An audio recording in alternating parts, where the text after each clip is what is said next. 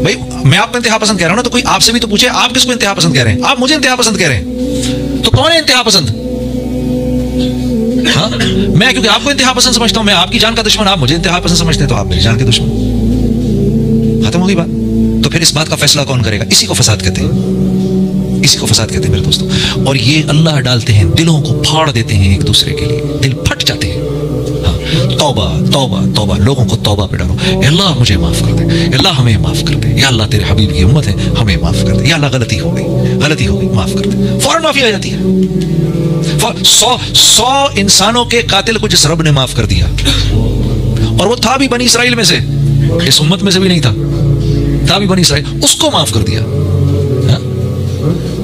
फाहिशा औरत ने कुत्ते को पानी क्या पिलाया, अल्लाह ने उसकी मफरत कर दी, उसको अपनी वलिया बना दिया। तो भाई हम इतने बुरे तो नहीं है, हम माफी मांगेंगे हमें नहीं माफ करेगा। मेरे दोस्तों, आप नौजवान लड़के हो, न साथ देना किसी ऐसे को जो तुम्हें मोहम्मद सल्लल्लाहु अलैहि वसल्लम के तरीकों के अलावा अपनी तरफ बुला रहा हो। मत साथ देना उसका, मत साथ देना, नहीं देना। वो खुद तो जा रहा है जहन्नुम में, तुम्हें साथ लेके जाएगा। हाँ, और जब उस दिन तुम अल्लाह से कहोगे ना, या अल्लाह इसने मरवाया मुझे, तो अल्लाह से कहेगा, या अल्लाह मैंने कोई इनका बाजू थोड़ी पकड़ा था, खुद आए ये खबीस, हाँ इनकी वजह से तो मैं मर रहा हूं, ये ना आते तो मैं भी ना जाता। याद रखना मेरी ये बात, याद रखो मेरे दोस्तों इस बात को। मौलवी यूसुफ साहब रहमतुल्लाह फरमाते थे, अगर अल्लाह के दीन की दावत न दी, मौलवी यूसुफ साहब का मैं की बात बता रहा हूं, अगर तुमने अल्लाह के दीन की दावत नहीं दी तो लोग लेबर यूनियनों में जाएंगे, उनका हिस्सा बनेंगे, वहां मुसलमान काफिर, वहां मुसलमान फासिक फाजिर सब साथ हैं, फिर ये दीनदार भी उन फासिकीन और फाजरीन के कहे पे चलेगा। ये फरमाया करते थे, ये मैं उनके बयान की बात बता रहा हूं आपको। वो सियासी पार्टियों का हिस्सा बनेंगे, फिर ये नेक दीनदार लोग भी उन सियासी पार्टियों के मैंडेट पर चलेंगे, बावजूद इसके कि जानते होंगे कि ये गलत है। ये मौलवी यूसुफ साहब की बात बता रहा हूं उनके बयान में। और ये उनका हजरत का तो इंतकाल 1964 में हुआ, हजरत का इंतकाल 1964 में हुआ। आप उस बयान को पढ़ो, आपको ऐसा लगेगा कि आज के दौर का बयान है। हाँ, उम्मत जब अपना काम नहीं करेगी तो फिर ऐसे होगा। अपने बच्चों को अपनी आंखों के सामने आप देखोगे क्या कर रहे हैं, और ये हमारे बच्चे ही तो हैं सब, ये हमारी औलाद ही तो है, ये हमारे ही तो हैं, और किसके हैं ये सब? ये हमारे ही हैं। तो मेरे दोस्तों, अल्लाह आपका बैठना कबूल करे, अल्लाह आपका बैठना बहुत कबूल करे। अल्लाह मेरे भाई शफीक साहब को और इनके घर वालों को और इनके साथियों को बहुत बहुत जज़ाए खैर दे। हाँ, बात मेरी खत्म। बस एक छोटी सी बात ये अर्ज कर रहा हूँ, भाई अपनी घर वालियों के साथ अच्छा मामला रखो। बहुत कंप्लेंट्स आती हैं भाई। देखो, आप शादी करके बीवी को घर पे लेकर आते हो, बच्ची को घर पे लेकर आते हो, एक सेकंड के लिए आप सोचो कि मैं अगर किसी के घर में जाकर रहूं, मैं पर्सनली किसी घर में, मेरे लिए मुश्किल हो जाए यार, मर्द हूं, हाँ, किसी के घर में, किसी और के घर में जाकर रहना, और ये हो गया अब यहीं रहना है, वहां मेरा अपना कमरा, मेरे अपने माँ बाप सब छोड़ छाड़ के यहाँ आ गया। क्या सिर्फ एक इंसान के कहने पर, हाँ, उसको सामने रख के, शौहर के कहने पर मैं आ गई घर, ठीक है ना, वो लड़की घर आ गई। अब शौहर उसको पहली बात क्या कहता है बदकिस्मती से? कहता है, सुनो मेरी फिक्र ना करना, मेरे माँ बाप का ख्याल रखना। भाई क्यों तुम किसी नौकरानी को लाए हो क्या? वो तुम्हारे माँ बाप का ख्याल क्यों रखे? तुम उसके माँ बाप का ख्याल रखने को तैयार हो क्या?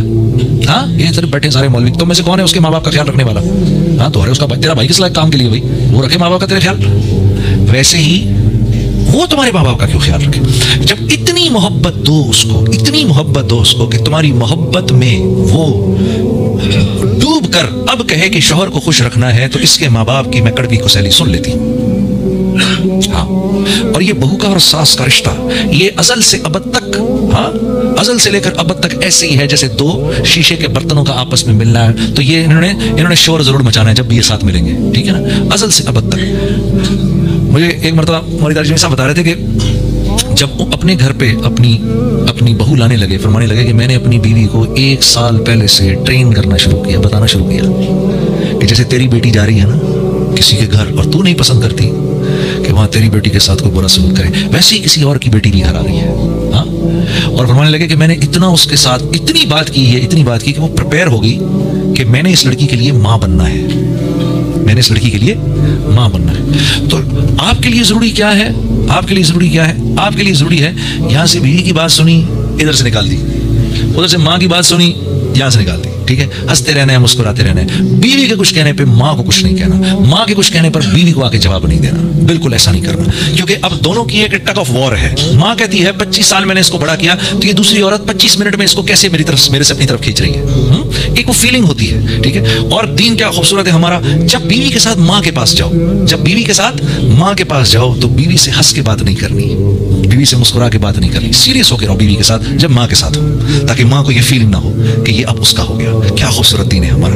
हाँ तो और जब बीवी के साथ रहो तो कोई बात नहीं, बीवी अगर आगे से कहे अच्छा माँ के सामने तो बड़े सीरियस हो जाते, अरे कोई नहीं यार चलता है, सब चलता है, वो कोई सच थोड़ी था, अम्मा के सामने तो करना पड़ता है ना यार।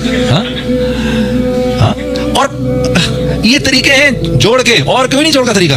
और ये याद रखो, बीवी से कोई बात नहीं छुपती। हाँ एक अल्लाह के वली को 3 लोग वली नहीं मानते, एक उसके करीबी दोस्त, एक उसके खुद्दाम और एक उसकी बीवी। हाँ नहीं मानते। वो मशहूर वाकया नहीं सुना आपने, वो एक बड़े बुजुर्ग थे, हाँ सुना है वो सबने, बहुत बड़े, मैं बहनों को भी सुना दूं। हाँ जी, एक बहुत बड़े बुजुर्ग थे, उनकी बीवी उनको बिल्कुल मानती नहीं थी कुछ।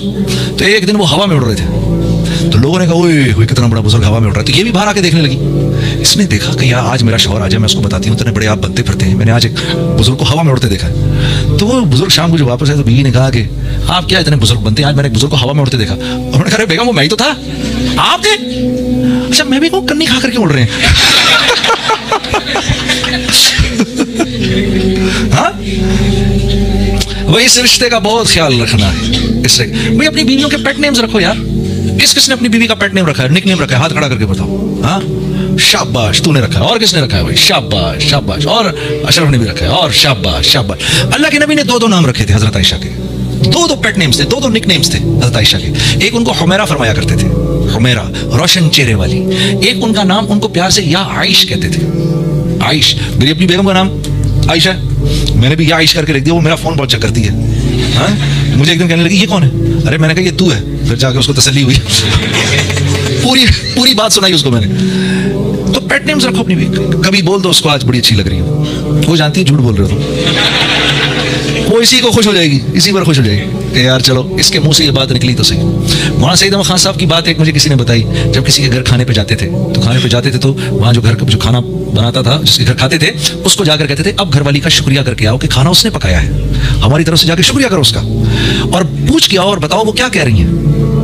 तो एक दफा पता चला कि एक दफा एक साथी को जब ये कहा, वो जब घरवाली को कहा तो घरवाली बिल्कुल ऐसे पर्दे में आ गई। कहा हजरत आज आपने मेरी खाने की तारीफ की है, मैं 30 साल से इसके निकाह में हूँ, इसने आज तक मेरे खाने की तारीफ नहीं की। कैसा जुल्म है यार।